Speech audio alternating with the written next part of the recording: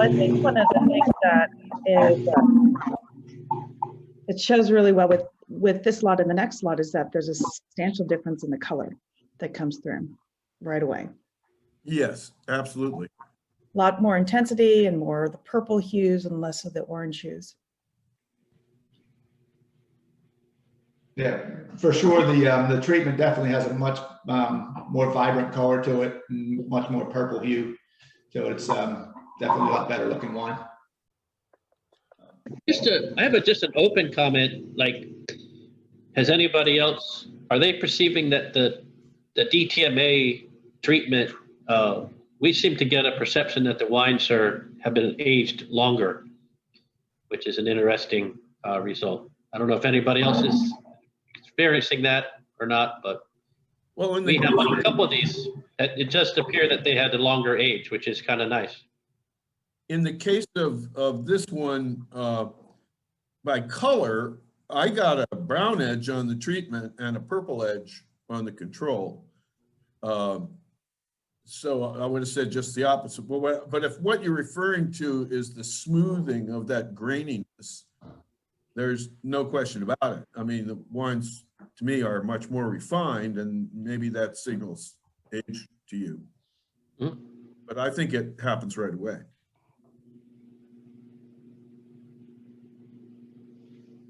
Matthew, when you say they're aged, are they seem say a little bit more about what you mean specifically. Yeah, the Stacy points is elegant as opposed to younger. Just the perception that they've been aged longer, which has an interesting connotation if you're looking about getting wines out to market sooner based on economics. Just like, hey, we got to get it out there.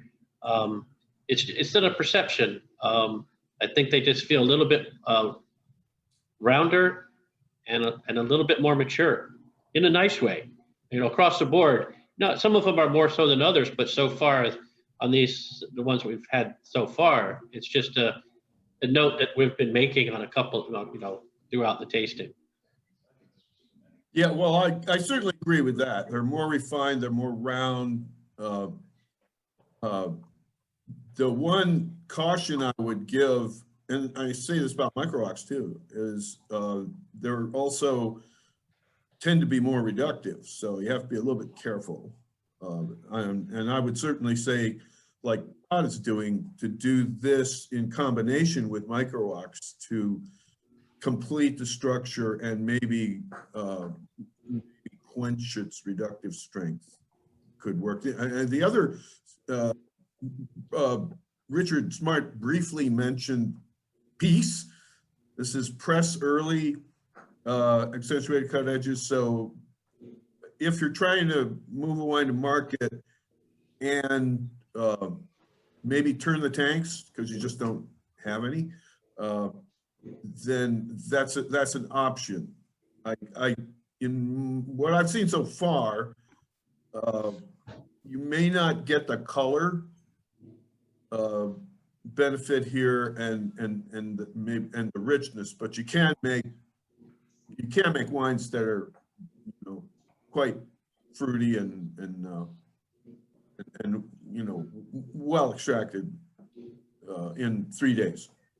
I'd like Phil to talk a little bit about Lemberger for people that aren't familiar with it, and then I'll mention some things too. All right, so this Lemberger is not from the Finger Lakes proper. It's from a farm up on Lake Ontario that's usually 10 to 14 days behind on ripening. We see a little less phenolic concentration there, which is part of the reason why I thought this would be an interesting variety to play with the DTMA. And Lemberger is kind of have a bunch of different personalities. So you can see it sometimes where it comes off really light, almost akin to a Pinot Noir, and sometimes you can see it come off really dark and extracted, similar to a Syrah.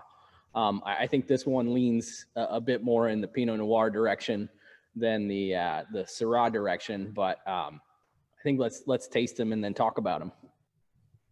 Well, the other thing I wanted to note was of all the wines we did, this is the one that colored up the fastest. You know, within an hour, we were both looking at it and going, "Oh my God, look at all that color." And but as you can see from the phenolic analysis, this wine has no tannin at all. And I think next year it would be wise to bring in something to stabilize that color, because we had it and we lost it. Yeah, I think you're absolutely right about that, Clark. I think that there's a lot of quirks that we deal with fruit from this farm in particular, because of the way that it has to be managed. I think things come in a bit dilute there, and again, we struggle to get full concentration for what we want to see up there. And we've done some experiments with co-fermentation that I think have been relatively successful. But again, I think if we were going to get this fruit again, probably a little bit of untoasted French oak right up front. Oh yeah, wouldn't hurt. What's your assessment of general wine quality here, Phil? Yeah, I think definitely there's. I mean, obviously, I prefer the treatment. I feel like there's more roundness there, and even if there's not as much phenolic, I mean, there's not really anything to speak of in either of them, but it feels like there's more weight, as far as I'm concerned, in that treated sample. There's a bit more color, not a huge amount, but one of the things that I'm seeing consistently with these is that it has a way of making the fruit push a little darker. Like the control samples are a lot more red fruit heavy than the treated samples. And I think that's an interesting wrinkle to this. Maybe the answer for a lot of these wines is to do a little bit with and a little bit without, and you can use that to inject some complexity at blending. Well, but I think part of that is that the wines are young and the treated are always going to be more reduced. You know, back to Rick's comment that I think there's more fruit potential in the treated wines, but it doesn't show up early. And then the other thing that it has that the treatment, that the control does not have is there's all these violets in the finish. Yeah, that's one thing I noticed too. We had Bob Medill here. He just had to leave us a few minutes ago, and he was commenting on how floral they were. And that's something that we see a lot. I think there's a lot of red raspberry on the untreated that I see, maybe kind of like seedy red raspberry, but it definitely pushes more into that blueberry territory for me once you get it through the treatment. And why don't you talk a little bit about what you observed in that Riesling? Oh yeah, that's so we had a small lot of Riesling that we were running the same day we were running this trial, and we decided to put it through the DTMA and go direct to press. And boy, if it isn't the most floral Riesling we've worked with.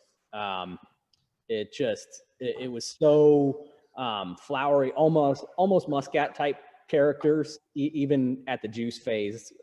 Far less of that like straw character that you sometimes see in Riesling juice, and really just flowery right out of the gate.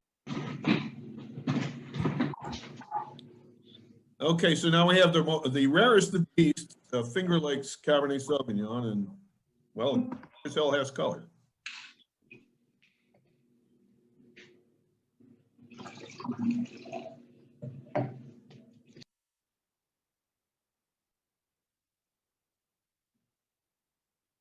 Okay, Phil, well, I think you're punching above your weight for Finger Lakes Cabernet. I would have bet big money that this was a Washington State Cab. Well, thanks, Clark. We try real hard. So it's got all this color and weight, and you know, it wouldn't be a California wine because of the acidity. But very, very similar to the Horsehaven, Columbia Valley stuff. Yeah, I think we just had a combination of factors here. We had a really like maybe like a once in a decade vintage. It was warm and dry all summer, and everything in the Finger Lakes was really concentrated. We didn't struggle to get to ripeness, and this came from a farm on the west side of Cuga Lake that tends to hold on to its acid really well too. So we have that playing into things. But I noticed here, one of the things that's most interesting to me is that I get the classic like green jalapeno thing in the untreated, Yeah. that herbaceousness, and it changes in the treated. There's a lot of non-fruit stuff there, but it's leaning more in like that licorice, cocoa powder kind of direction, where it's kind of herbal, but it's not herbaceous at the same time. Yeah, this is, half my book is about aromatic integration, and this is a really good example of it. So finally, we'll do the Allegro, and I think this is the most interesting wine in the bunch. So the reason I'm saying that is that I was there for this, and this stuff was picked, mechanically harvested in Washington, Columbia Valley, and shipped in spacecraft, giant bag in the box, 1 ton. So it came in quite sloshy, it was really a pain to get it out of those containers. But all I'm saying is this was a 6-day cold soak when we got it. And still there's huge differences in what the DTMA did. I think you'll find it fascinating. Although it is interesting to hear that you can really harvest in Washington and then make the wine on the other side of the country, because I have clients who keep asking me if they can do that. They can do that. When it works well, and when you get your timing right and whatever else right, there seems to be a vibrancy to it, I don't know. There's something that happens where we get an intensity and a sap to the wine, which we don't get otherwise.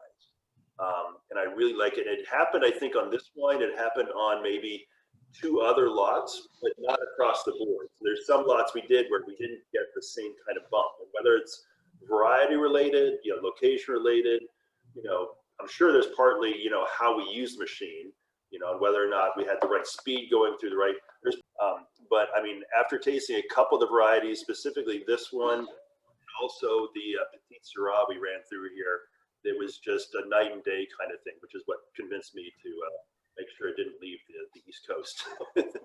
Well, I think this is a little different than the previous wine in that, at least to my perception, both wines have a boatload of tannin, but this has some fat in the treated wine that makes the tannins a lot more agreeable. Yeah, and that's really, I think, what we saw with a few of the treated wines. So I think we ran probably 7, maybe 8 lots through this machine. Yeah. 2 or 3 of the lots where there's almost like a sweetness to it already, even at this young age, and that little fatness to it. And it wasn't across the board, but on a few of the lots we experienced that. So I think it's kind of at this point trying to fine tune, how to get that, achieve that same effect across the board with